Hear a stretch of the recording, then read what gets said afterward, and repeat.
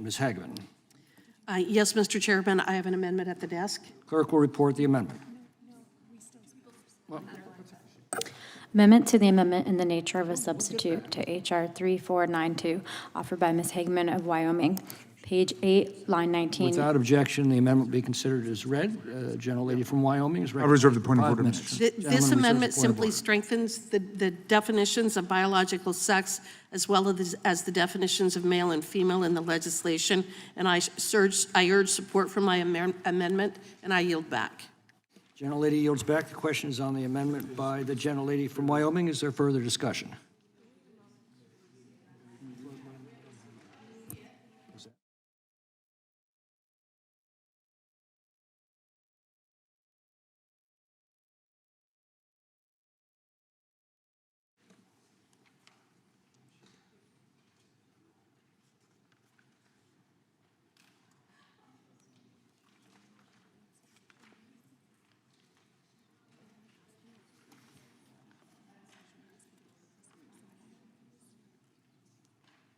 Is there discussion? But perhaps the introducer of the amendment could explain what the purpose of the amendment is. I can. As I said, it strengthens the definition of biological sex, and then also it further defines male and female. As you can see, it would insert these definitions on page 9 after line 18. Identifying male means a person who naturally has, had, will have, or would have, but for a congenital anomaly, historical accident, or intentional or unintentional disruption, the reproductive system that at some point produces, transports, and utilizes sperm for fertilization. For female, the term female means a person who naturally has, had, will have, or would have, but for a congenital anomaly, historical accident, or intentional or unintentional disruption, the reproductive system that at some point produces, transports, and utilizes eggs for fertilization. Mr. Raskin has the time. Okay, but I'm no expert in this amendment, so I'm not quite sure. If the gentlelady would just yield for a quick question, is there some particular scientific provenance for this definition? Is it? Yeah. What's funny is if you just read the definition, I think that it is something that we probably all learned in high school biology. For far too long, Democrats have been pushing dangerous gender ideology on children, claiming that you have a sex assigned at birth versus sex that you may identify with. This is leaving children more confused about basic biology and leading them down the path of life-altering decisions. Okay, reclaiming my time here. If I'm reading the definition correctly, and again, the gentlelady has not clarified where it comes from. I don't know which medical association or scientific group came up with this, but this seems to be perfectly consistent with people being transgender. It says the term male means a person who naturally has, had, will have, or would have, barring congenital anomaly, historical accident. So I don't know. Again, we haven't had any hearing on this, but this doesn't seem to be incompatible with there being transgender people, which obviously there are. There seem to be more than 1 million of them in the country. Right? This is the definition of male and female included in the bill. Well, again, is there any scientific basis for this, or did you just offer this one? Well, it's so obvious that so many times the Democrats are unable to define men and women. And so that's what we've done. We've defined male and female. All right, well, if you're the expert, you tell us where you got this information. We've defined it in this bill. Okay, so in other words, it's a creation of the GOP staff of the Judiciary Committee? I think that this is a biological definition of male and female. From where? Yeah, it already says biological. Right. Physician would be. But you're amending a bill which already has the language of the biological definition. It says the term biological sex means the indication of male or female sex by reproductive potential or capacity. Sex chromosomes and naturally occurring sex hormones, gonads, or internal or external genitalia present at birth. Well, I mean, what is your problem with that definition? I'm not necessarily opposed to yours. Yours seems to be much more embracing of the transgender idea than the other one does. But I'm just curious where it comes from if we're going to proceed on the basis of science. This was what I was provided as far as the amendment for the bill. All right, well, thank you for that inquiry that you made into it. You know, look, I think that people's privates should be private. I'm a little embarrassed by a lot of the conversation today, and I think all of this is unnecessary, and all of it is a massive intrusion into the private family life of the patients, states' power to regulate medicine, and the medical associations that have actually worked on this. So I'm not quite sure which of these two definitions is superior to the other. I'd be interested to know whether anybody has any scientific basis for it. I mean, I'm happy to yield to anybody. Perhaps Ms. Valiant could help me out.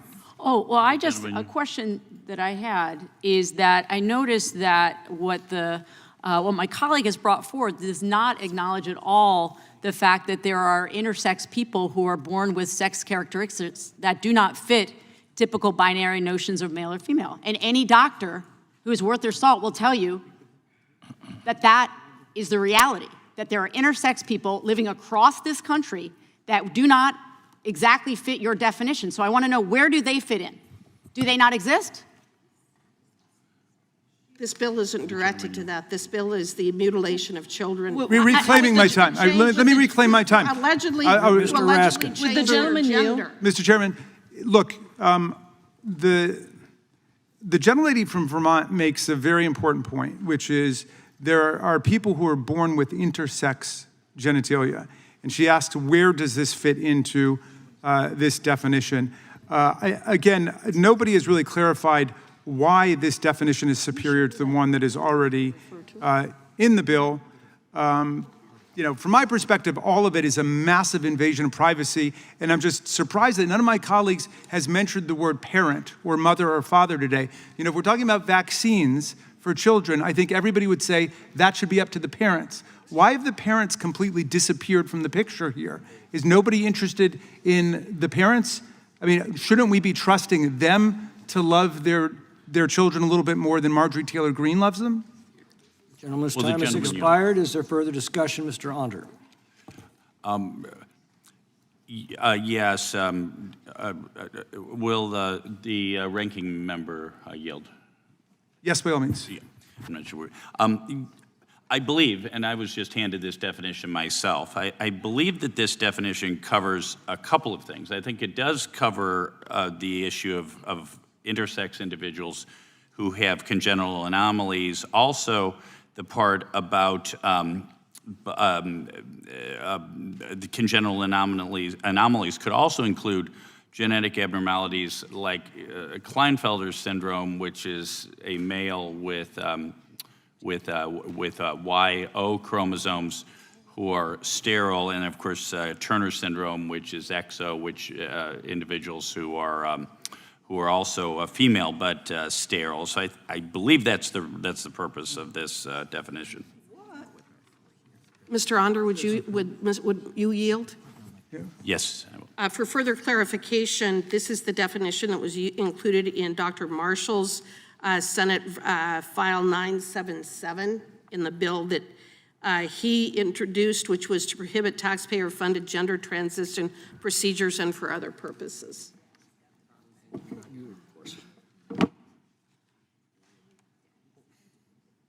Is there, does the gentleman yield back? Could I answer the? Well, the gentleman, Mr. Onder controls the time. Mr. Onder? Mr. Onder, will you yield for a question? Yes, I yield. Thank Yes, you. I yield. So I mean, your question's a strong one, and it raises for me, how are we going to interpret and apply these definitions? In other words, let's say a person presents themselves to you. What would you do in order to determine whether they have gone through the congenital anomaly or historical accident or intentional or unintentional disruption and so on to qualify as a male or as a female? In other words, how does this improve upon asking someone, are you male or female? Right, yeah, that's my question. Well, I think the point is that sex, male or female, is a biological reality. It's not a social construct or a psychological construct. It's not, sex is sex. There are males and females, and that is And what intersex, which is my this point. law. Well, folks who are intersex or male or female, they have congenital anomalies, but they are. Will you yield for a question, Mr. Onder? I will yield. What time is it? I'm sorry. So, in good faith here, I'm trying to engage with you in a colloquy, because I do not understand. So you're saying there are intersex people, they have sex characteristics of both male and female, and the question goes to the heart of, who is deciding that?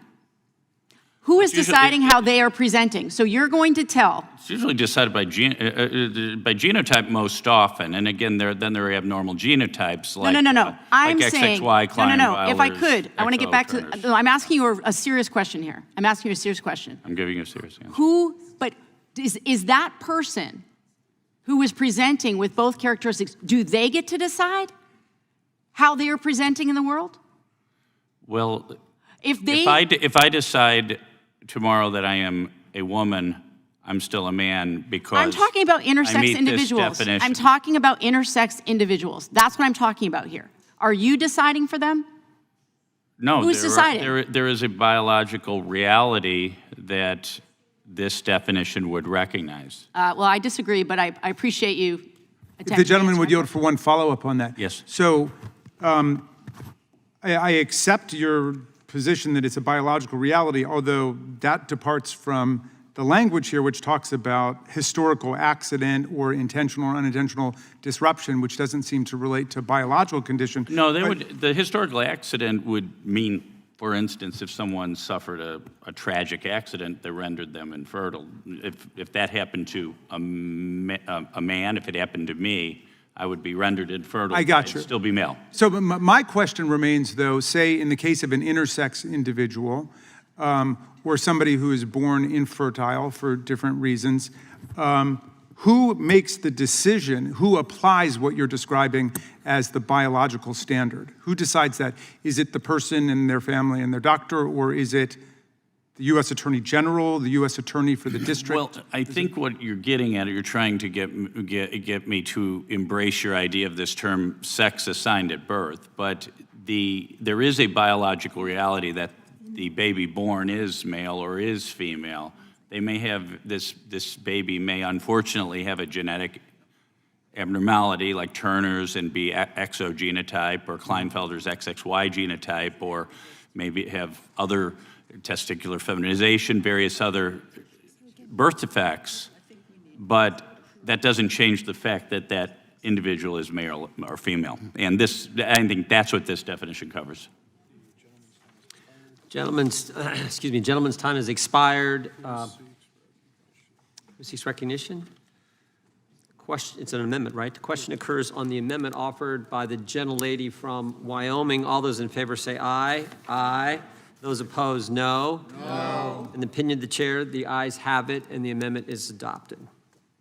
The question now is, who seeks recognition? Gentlelady from North Carolina.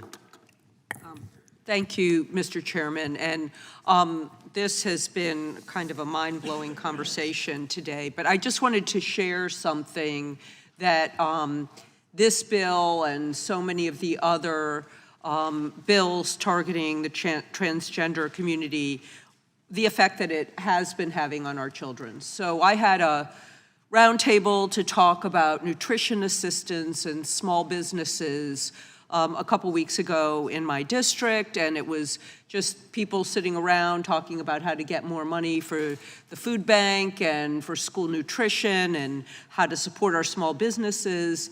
And after we finished the roundtable, a woman came up to me with tears in her eyes and asked if she could talk to me. And I said, of course. And she told me that what is going on in Congress and with our president and the lack of any compassion for people who are transgender has caused her child so much distress that her child is thinking about leaving this country. And her child is transgender. And it feels like ever since this Congress has been in session and this president has been really exploiting that child's entire being, that they're not safe in this country. And then I started to cry. And I hugged her. And I said, I will go back to Washington and share your story. So I'm doing that today. Thank you, and I'll yield back. Gentlelady yields back.